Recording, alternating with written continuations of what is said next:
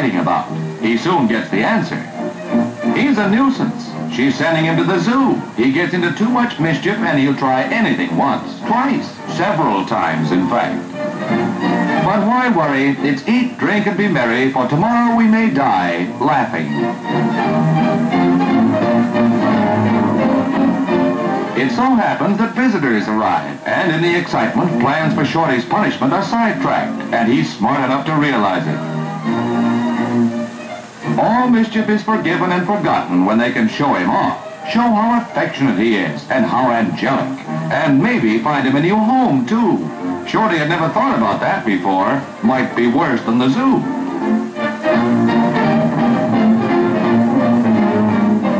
He's a worried chimp, but he's also patient, and he can wait. Meanwhile, with delicious smells to investigate, why go on worrying? He's seen this stuff make a nice bright light, so who knows, maybe he can get lighter and brighter.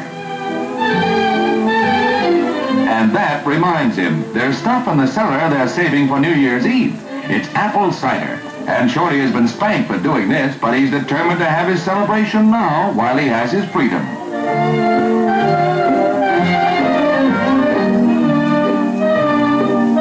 The girlfriend would like to see him, and he takes good care that she doesn't.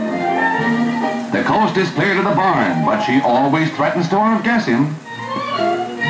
Keeping as still as a mouse in a pile of rustling hay is a tough job for a mouse, but not for Shorty. He's in the clear, and out here in the barnyard he can have fun, just as soon as she gives up the search. Shorty likes the farm, especially the dumb things, but they act as though he might be Tarzan.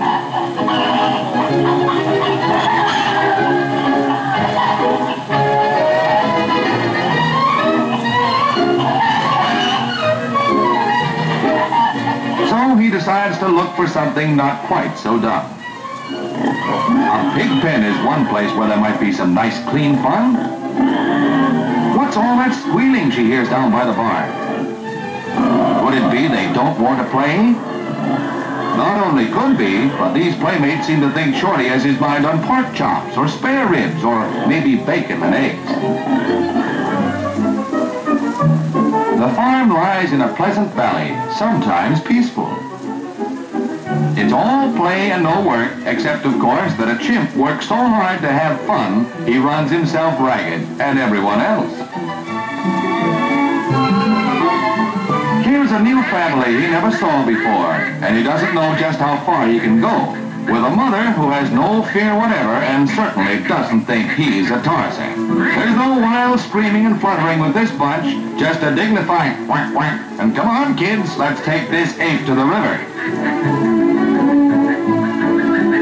Shorty is due for a surprise.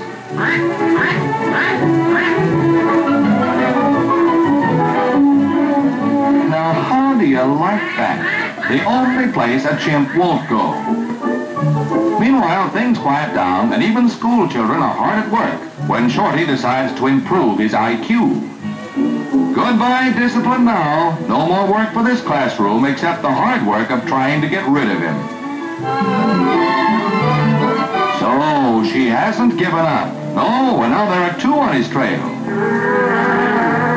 Shorty goes back to the river for another look, and this time it isn't ducks. There must be a chance here for some fun, with all those boys paying no attention to anything on shore, not even when he tries the diving board. Then he sees something very interesting. Clothes, nice dry clothes. Clothes they must have to get home. He can't see the boys, so he figures that they can't see him. The strange thing is they don't see him, so he decides on a lovely plan. Searching parties are not very close, so he starts to carry out his idea, and it's a honey. Down, down, down to the bottom. The boys will have to wait until it's dark to sneak home tonight. Shirts and pants won't float very long, and they'll be in a tough spot if they don't happen to be looking this way.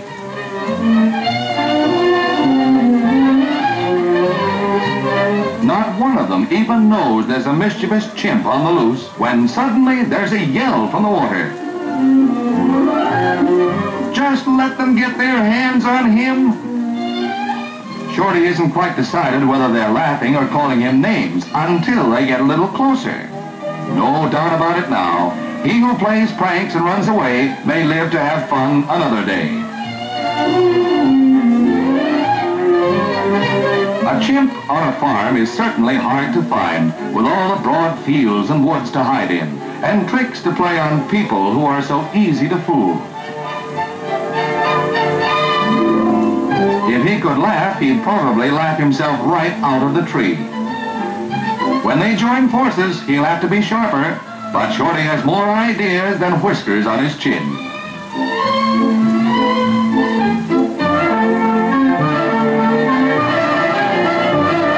For instance, from up here, he can see in all directions around the farm, but from a distance, he's just another apple. Now it gets tougher. He's got to play his ace card. Can they believe their eyes? That scarecrow off there in the field, it moved. Shorty tries to keep still, but something tickles. There's a field mouse inside his coat. There, she's certain she saw it move. Shorty's got mice all right, all over him. The worst of it is, he can't see them coming, but something tells him it's time to go. He can hear them now, and he wishes he was smart enough to get out of the coat and pants. It's very funny to them, but Shorty knows he looked very silly and not very bright, and that wounds his pride.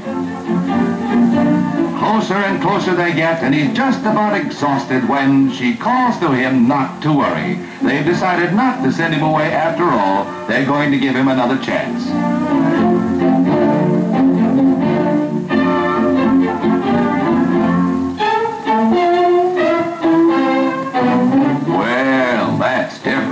He doesn't mind her catching him so long as he doesn't catch a licking. And it doesn't look as though there's a chance of catching anything very bad.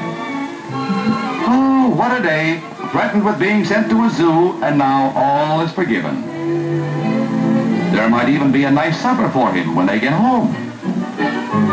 Anything can happen to Shorty, and generally does. Now he's the man who came to dinner. And for one who likes to tease, it isn't easy to take teasing. Is this for him? Well, at last. Shorty is never to be teased to drink milk or eat spinach or anything else that'll make him grow up to be a big chimp. But he still has to be punished, or at least teased a little more, just to remind him that there is a price to pay for mischief, and the bill is long overdue.